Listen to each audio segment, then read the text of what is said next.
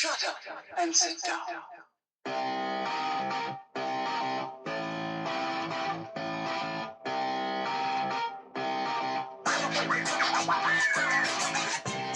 Good evening, everyone. Welcome back once again to Vicious Rants. And of course, I am your host, Mr. Main Event himself, the often imitated, never duplicated Suicide Tim Vicious. And folks, I know a lot of y'all are thinking, this is on a Monday. What's going on? Tim, did you forget to tell us something? Well, I did not forget. In fact, it is you who probably forgot because of the fact that we are now going over total non-stop action. Vicious Rants is now going total non-stop ranting. We're going to talk about TNA Impact. We're going to go over this past week's Impact in Sacramento, California.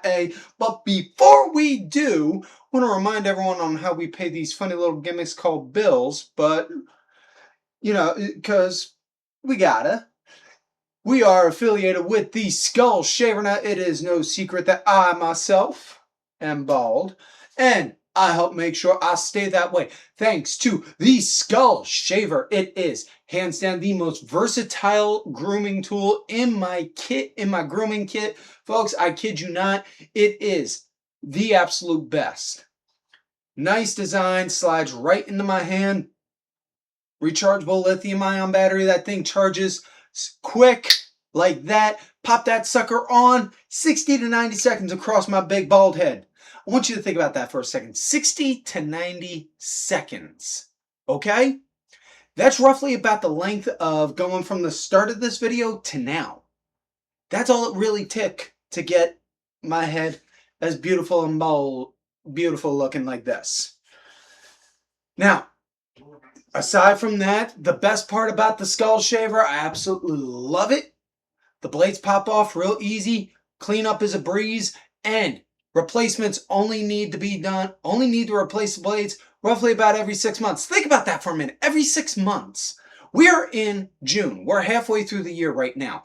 That means you would not need a new blade until next year. So you go, click the link in the description tab, purchase a Skull Shaver, you purchase a backup blade, and then you switch it out in January. That's great. They make great gifts for your friends, your boyfriends, your girlfriends. And before you go and say, Tim, what do you mean for your girlfriends? Because let me explain. Because it's not just for the head. Oh, no. See, the Skull Shaver is versatile. You can use it for your shoulders to get rid of unsightly shoulder hair. You can use it for your chest to get rid of that nasty tarantula hair, much like I have. Or since we are in summer now, it can be used for down below to help get rid of any hair there. And for the ladies, yes, you can use it for your legs to make them all nice and smooth and silky shiny. Make sure you guys check out the link in the description tab for the Skull Shaver. Hands down, the #1 tool in my grooming kit. I would not put my name behind it if I didn't think it was good. Also, folks, the OG way to help support the show. You telephone, go on the telephone, Telegram, tell your friends to go and watch Vicious Rants. Easy for me to say.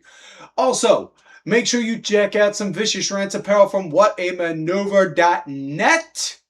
Whatamaneuver.net has hands down some of the most comfortable clothing I have ever had.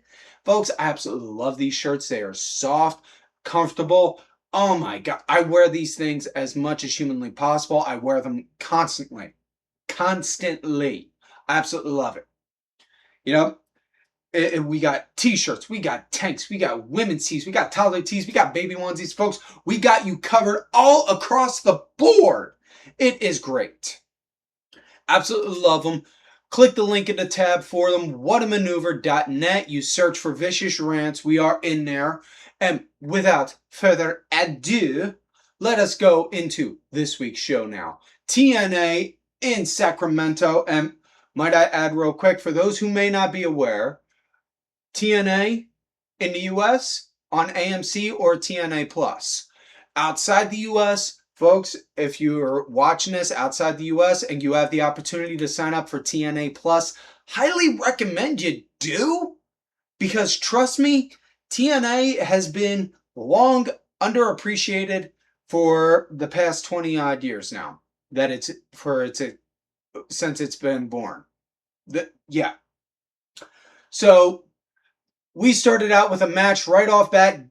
Diehard Eddie Edwards. I know he's not diehard anymore. I can't help but say it anytime I ever see him. But we got Eddie Edwards from the System coming out with the rest of the System. Cedric Alexander, Bear Bronson, Brian Myers, and his wife Alicia Taylor going up against BDE. And, well, folks, the jokes practically write themselves because I want you to think about this for a minute.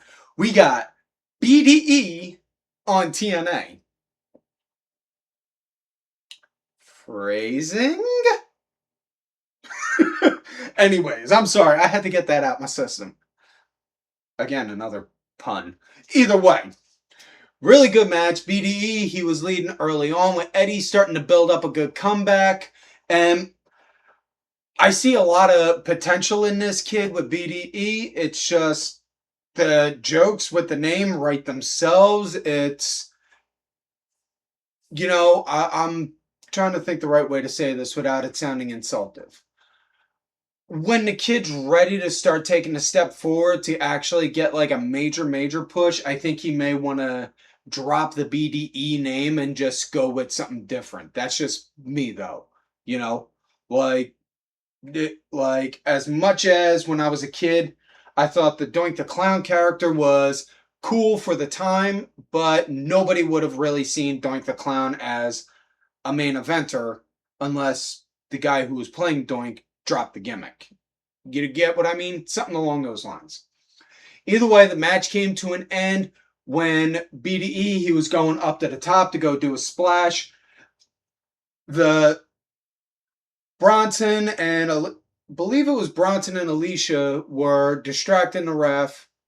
And then Brian Myers, who was formerly WWE Kurt Hawkins, for those who may not know, wound up going and distracting BDE on the top rope, kicked Myers off, and then went to go jump for the splash. Eddie popped his knees up, got some distance, and then boom, hit him with the Boston Knee Party for the 1, 2, 3. After the match, there was a post-match beatdown, and then he got wound up getting saved by Fabian Eichner, and then Leon Slater, who is also the TNA X Division champion. So the next match we had was from NXT, Stax and Arianna Grace doing a mixed tag match against Indi Hartwell and Santino Marella. And for those who may not be aware of what's going on with this, Arianna has been feuding with Santino for quite a minute because, it's daddy's little girl. He's the head of the authority. She feels like she's entitled to this. And she's got Stax, who's whispering little bits of poison in her ear and all. And Santino don't like it one bit. And they're both acting like self-entitled little kids and this, that, and the other sort of stuff. And at one point, Santino got suspended. Indi wound up helping do an investigation to help lift the suspension. So, yeah, that's on where you pull Indi Hartwell into this. So, at the start, the heels, they were leading at the start, going into the commercial break. Indi, she was the punching bag post-commercial break. And then Santino wound up getting a hot tag in. And I got to tell you, I will say this. Santino, my God, the guy has kept himself in great shape. The guy's kept himself in great shape, and he is still looks like he could go. And I don't care what anyone says. I know for a fact that dude is a legit badass, and I would not want to pick a fight with Santino because that dude, I don't know if many people actually really know this, but Santino is a legit black belt in judo. He's not just a comedy gimmick. He's a legit badass who really could bend, stretch, and shoot on you in a minute. But match came to an end when Santino and Indi both wound up hitting a Cobra on Stax and Arianna for the 1, 2, 3. So, yeah. Next up, we had Mr. Elegance from the Elegance brand going up against Yǐng Li, the TNA Knockouts champion. Now, for those who may not know, first things first, Yang Lee, she was formerly WWE Xia Li, and I'm going to go on a bit of a tangent on this at the moment, but I'm personally not a big fan of intergender matches on TV. And what I mean by that is, if you want to do it on an indie show, by all means, that's all well and good. But when you do it on TV, you're going to run the risk of upsetting not just potential TV viewers, but sponsors, because you're kind of shoeboxing yourself because, well, do we make the guy look dominant and beating a woman senseless on television? And oh my God, we can't have our product on this show. No. You run the risk of that. But 99.999% of the time when you see an intergender match on TV, it is nowhere near like that. The guy typically is made to look like a fool. And it's a good thing Mr. Elegance understood the assignment. And you could tell he understood the assignment because he played the part of the fool, pardon the pun again, elegantly. But Mr. Elegance, he came out doing his thing. Yang Lee, she came out doing hers. And Xia Brookside, who is now just starting up a feud with Lee, was doing commentary. And again, I'm going on a lot of tangents here, and bear with me because for the next couple weeks I'm gonna, for those who may not be fully aware on TNA. Xia Brookside, she's the daughter of Robbie Brookside. And if you don't know who Robbie Brookside is, do yourself a favor. Pause this video, Google, and then come back. Because that dude that dude wound up is a freaking legend was a legend in the UK wrestling scene. No doubt. He's now a trainer over in NXT, but yeah. Back to the match at hand. Lee, she was leading, and Mr. Elegance, he had some good time in there getting defense. He never did anything crazy like throwing a punch or jabs or anything. It was more like just tackling or doing like a arm drag or things like that. Nothing offensive that, like I said, if a sponsor wound up seeing a clip, they'd be like, "Oh my God, that man is hurting that woman." No, it was more like if he was rolling to go and throw her over. So that way he could get out of a hold. Things like that. Now, the match wound up coming to an end. And Lee, she went to go to finish it. Xia Brookside wound up climbing up onto the ring post to go and run some interference. Ref got distracted by her. Mr. Elegance then comes in, rakes her eyes, and then winds up doing his finish, the excusez-moi, and then got the 1, 2, 3. Afterwards, Xia Brookside did officially announce that at TNA Slammiversary, it's going to be her versus Lee for Yang Lee's TNA Knockouts title. So, now we come to our main event match of the night. The Righteous, we got Vincent and Dutch, dig what I'm saying, man, going up against the Hardys in I'm trying to remember the name of it. It was a Garden of Elegance, I think it was, or something along those lines. It was, oh God, this is going to drive me nuts all day now. What was it? Wait. Can you pull that up for me, please? Can you? Oh, come on, man. Please. Just real quick. I need it. We're on the air recording right now. It's... Oh, a Wicked Garden. I'm sorry about that, folks. It was a Wicked Garden match. And thank you, Wade. You did help prove to be useful. For once. Anyways, it was the Righteous against the Hardys in a Wicked Garden match. A lot of good, solid action. In which case, the rules for it, no disqualification, easy for me to say, no countouts, pinfall or submission, only in the ring. And they had all this garden stuff laid around, and it was done under a neon light. Or not neon, a black light, sorta. almost Kane or Sin Cara-esque. But good action, solid car crash, kind of demolition derby mayhem you'd expect with the tag teams going. Dutch wound up getting busted open, looked like he was bleeding like a stuck pig. And at one point, Jeff did also. And dude, hands down, the sickest image out of all of that. Now, they had barbed wire wrapped around the ropes.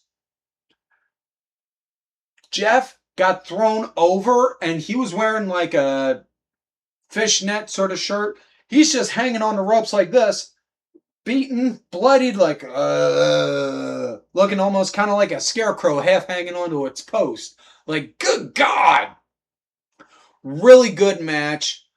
The Righteous, they were pretty much leading the pace for the match. And it's not to say the Hardys didn't get good defense in on it, but because they did. Now, Vincent wound up pulling out a flower, stuffed it into Jeff's mouth, and then next thing you know, Jeff started coughing, tumbling, fell out of the ring. Ref, hey, we need help. Get a medic down here now. Called for a medic, took Jeff out. The whole time Matt's looking like, like what's going on? Because Matt wound up, and so Matt continued to go and fight ever so valiantly, trying, but to no avail, and wound up getting hit with the Orange Sunshine from Vincent for the 1, 2, 3. So your winners are the Righteous. Dig what I'm saying, man? So with that said, folks, thank you for the very first episode of Total Nonstop Rants. And that is it for this week's show. So please do not forget to like the video, subscribe to the channel, go back, watch some of the other episodes when you can. If you're checking this out on audio, leave us 5 stars if you feel we've earned it. We are on Apple Podcasts, we are on Spotify, iHeartRadio, Amazon Podcast, wherever you get your podcasts from. Thank you to contributor of the show, LFC Lingerie Fighting Championship. There are a little bit of wrestling, a little bit of MMA, a whole lot of attractive women wearing a little bit of nothing. Thank you. Also, folks, do not forget to follow these cool-ass cats out there on the Twitter, X, whatever you want to call it. DSB_IV, main event _net, the Main Event Wrestling Network account. Sergeant Curry Pants, 3 Count Thursday, D-Dryer1986. I am Tim Vicious out there on all those lovely socials. And like I always tell y'all, if you love me, great. And if you hate me, well. Shut up and sit down. Fuck you.